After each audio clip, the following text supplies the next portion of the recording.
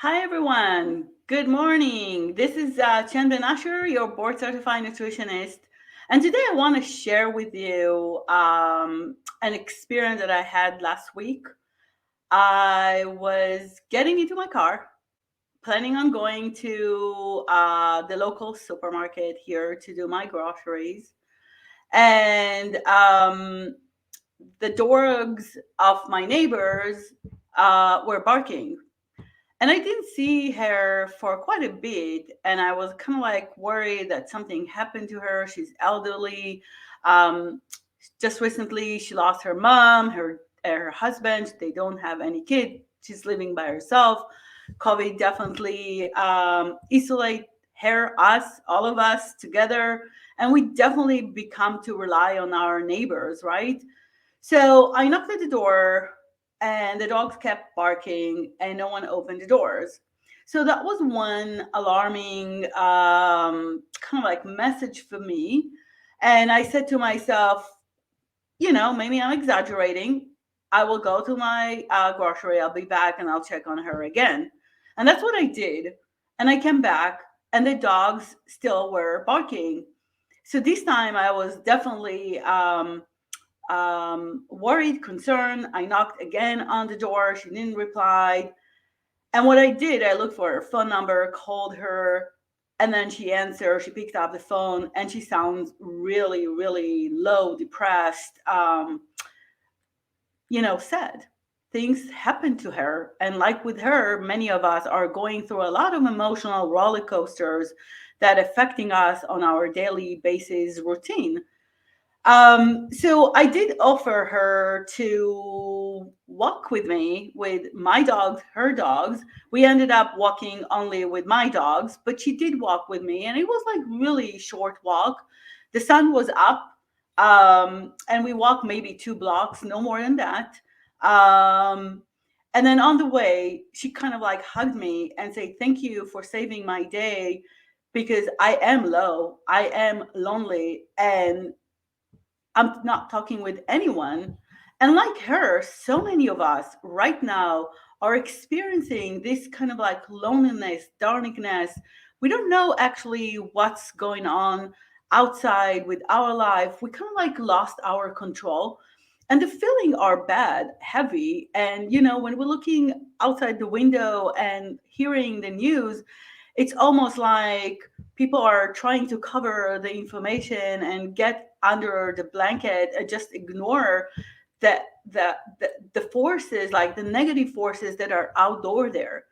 And what I'm trying to say here, yes, there are things that we don't have any control, but there are things that we do have control, and we have to make those efforts, those little efforts, not ignoring neither our surrounded but also ourselves, because it's so easy to drive ourselves into this spiral, this negative spiral, and just dipping down into uncertainty and scary time, rising more anxiety, more depression, getting into that vicious cycle of medications and chemicals that are not serving us in any way, that we can definitely help ourselves by doing and taking action and just kind of like try to build a different system to support our health and specifically our mental health. Like the fact that I knocked at this neighbor door and I don't know her. I'm just here like less than 2 years. I don't have any history with her, but I just show the care, and she responded to that, to my action, the same way as any other person on earth will do, not because I'm better than her or the vice versa. I think we forgot to be human. We forgot um experience and exercise our basic foundations of being human. And as human and as a like social species, we need to interact with others. And the COVID and the overuses of devices in any shape and form, and the news that are coming in a very negative and very targeted an agenda behind it, doesn't contribute to the beauty of this world and what we can absolutely bring to this world. So I just kind of like wanted to remind you that doing one step or giving one little thing that not necessarily related to money can bring not just to the person that you give, but also to the person that gives so much more power to make changes in our day-to-day routine, dark gray kind of like environment that we are at right now. But at the same time, we want to remember that this action biologically also create new circuits of neurotransmitters productions like dopamine that is absolutely helps us to feel more pleasure and more good, and even affecting our executive